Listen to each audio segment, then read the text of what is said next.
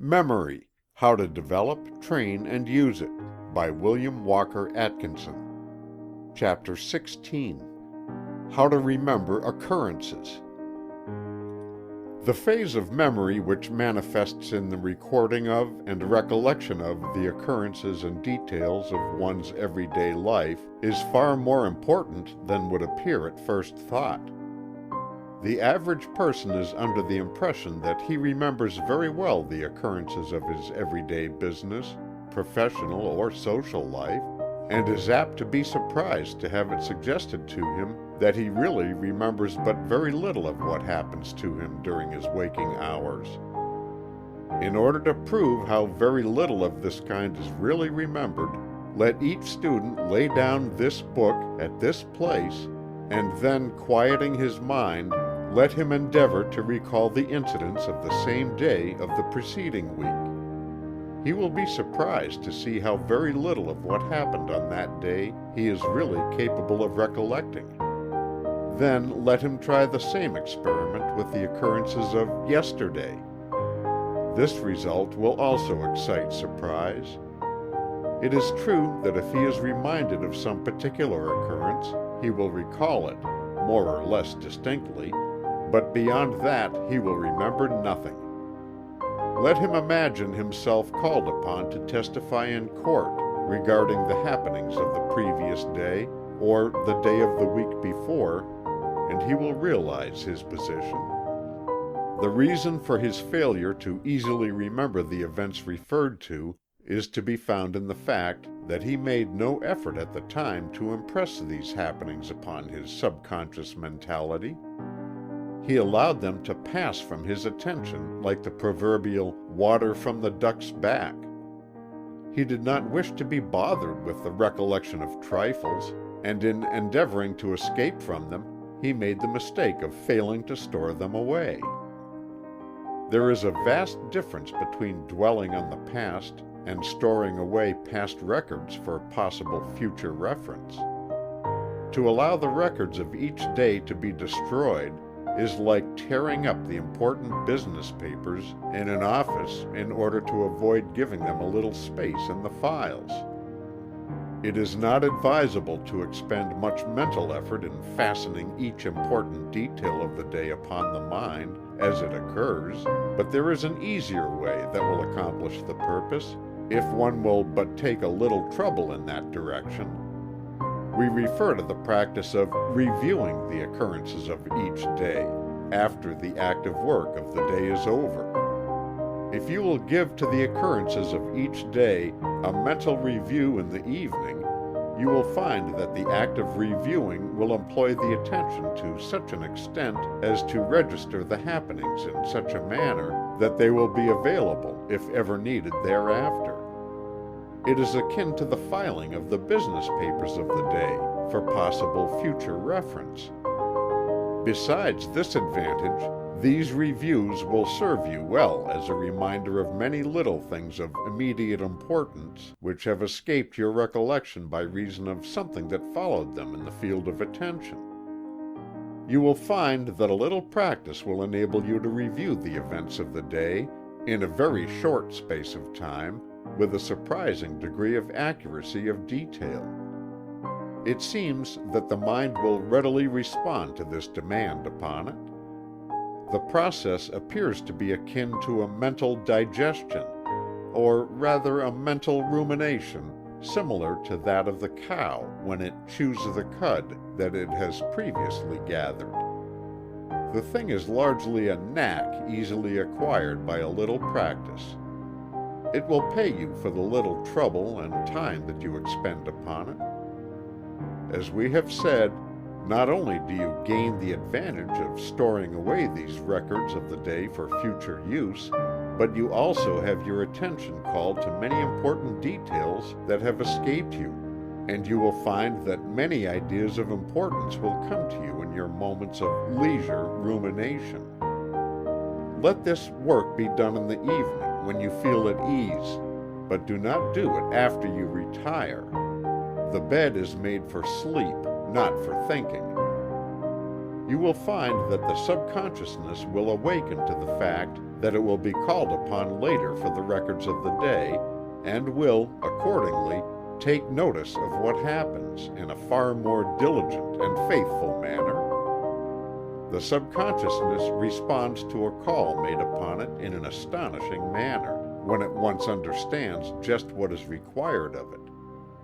You will see that much of the virtue of the plan recommended consists in the fact that in the review there is an employment of the attention in a manner impossible during the haste and rush of the day's work.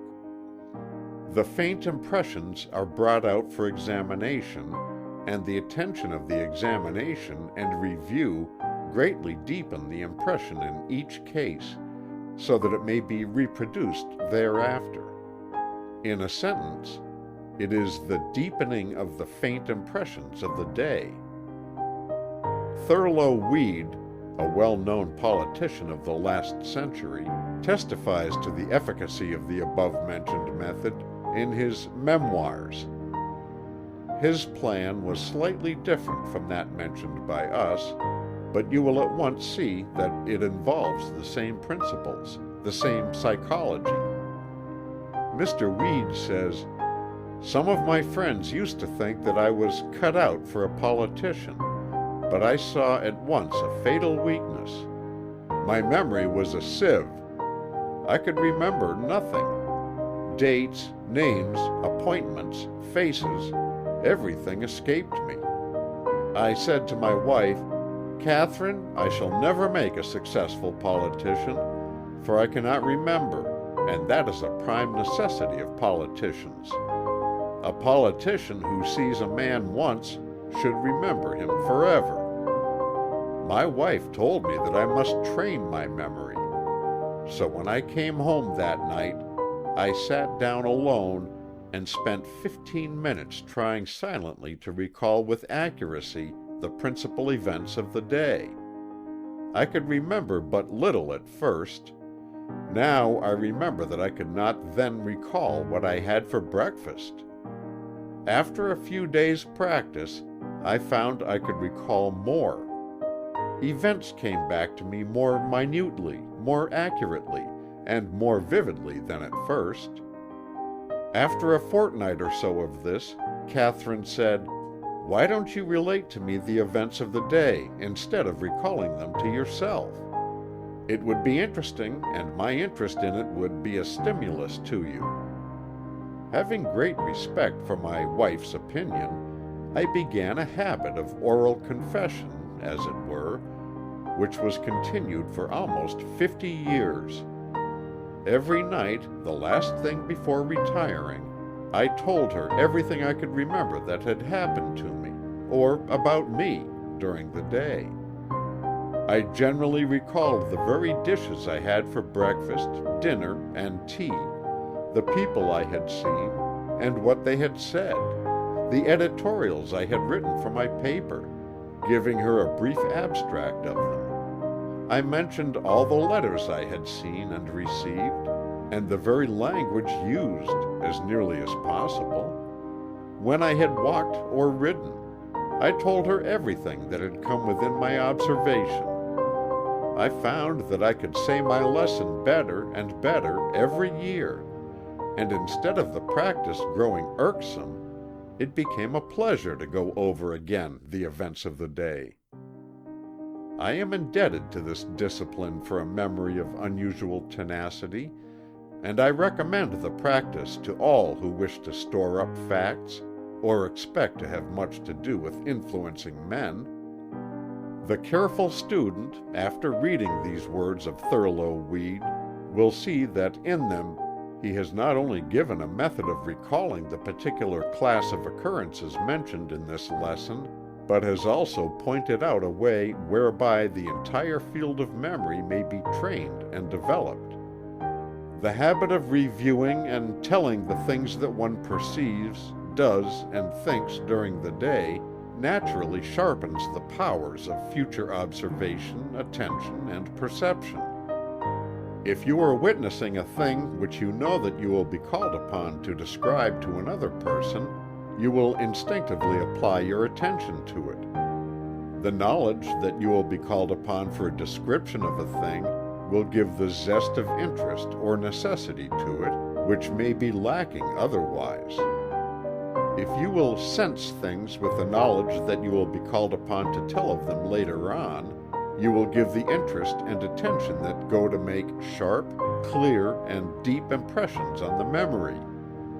In this case, the seeing and hearing has a meaning to you, and a purpose. In addition to this, the work of review establishes a desirable habit of mind. If you don't care to relate the occurrences to another person, learn to tell them to yourself in the evening.